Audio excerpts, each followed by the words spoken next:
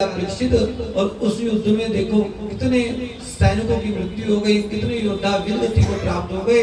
और देखो, और तुम्हारे हे परीक्षित, तुमने कितना बड़ा पाप कर दिया कि ऋषि के गले में मरा हुआ सर्प डाल दिया। और इस पाप का प्रायश्चित करना चाहिए। आज सप्तम दिवस की कथा को श्रवण कराते हुए सुखदेव जी महाराज कहते हैं, राजा परीक्षित कि मन को एकाग्र करना चाहिए, कोई पाप ना हो जाए, कायिक वाचिक मानसिक कोई ऐसा पाप ना हो जाए। इसलिए मन की निर्मलता आवश्यक है। और मन की निर्मलता कैसे आवश्यक होगी कि जब हम परमात्मा का किसी भी हाल में चिंतन करेंगे, किसी भी परिस्थिति में परमात्मा को बोलेंगे नहीं धनवान है तो, निर्धन है तो। भगवान की जो भक्ति है हर भाव से हो सकती है। कोई कहे मैं बहुत धनवान हूँ, समय नहीं है, और कोई कहे मैं बहुत निर्धन हूँ, मेरे पास धन नहीं, तो ऐसा नहीं। भगवान की भक्ति किसी भी रूप में कर सकते हैं। सुखदेव जी कहते हैं कि राजा परीक्षित, मैं तुम्हें चरित्र सुनाता हूँ, जिसे सुदामा चरित्र कहते हैं। यह उस भाव को प्रकट करता है कि वास्तव रूप से भगवान की भक्ति कैसे की जाती है।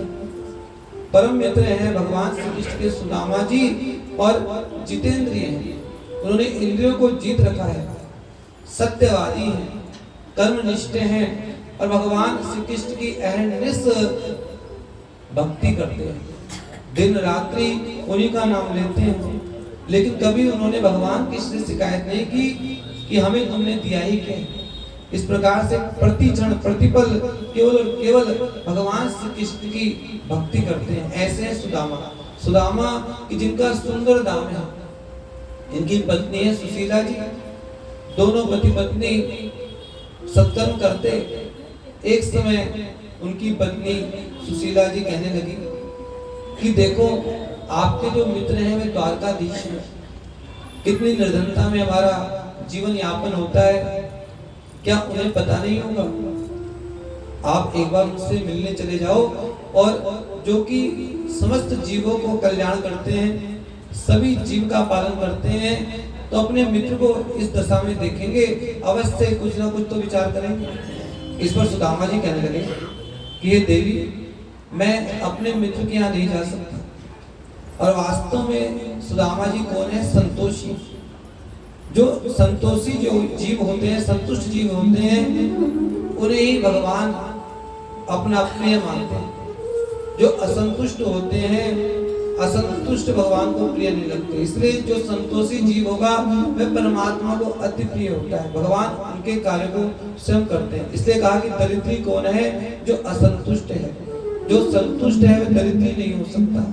वह निर्धन तो हो सकता है, लेकिन दरिद्री नहीं हो सकता। निर्धन और दरिद्रता में अंतर है। दरिद्र वो है कि जिसके पास सब कुछ है, फिर वो चाहता है कि और हो जाए, उसे दरिद्र कहा।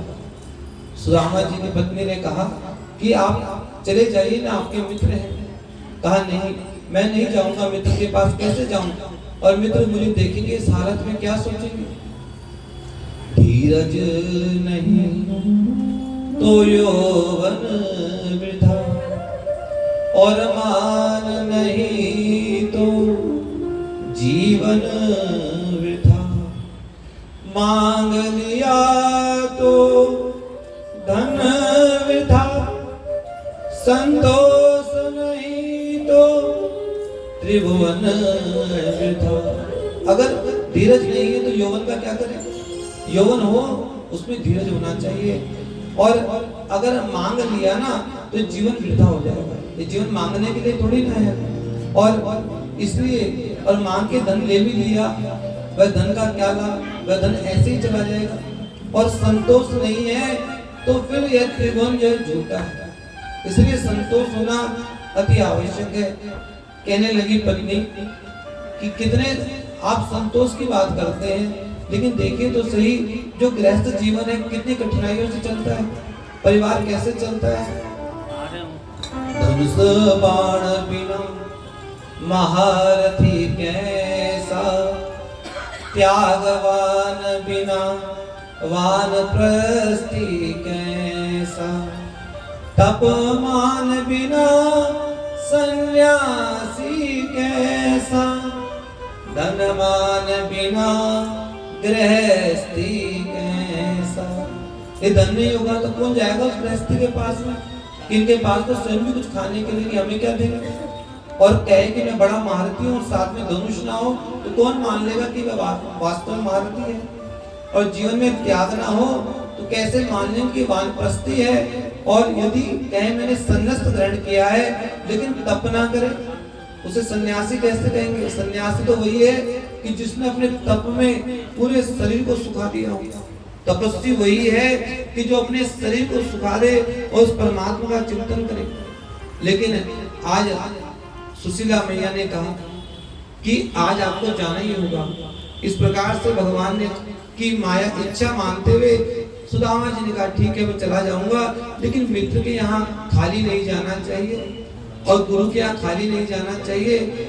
और आज सुशीला जी ठीक है और 5 घरों से जो भिक्षा मिली और उस भिक्षा को एक पोटली में रखा। और पोटली कैसी है, वह भी अलग जगह से फटी हुई है। और चावल कैसे हैं, कोई मोटे हैं, कोई पतले हैं, कोई टूटे हुए चावल हैं।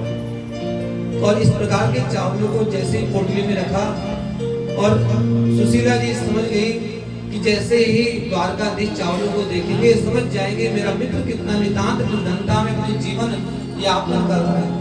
इस प्रकार से पोटली को लेकर के सुदामा जी चले।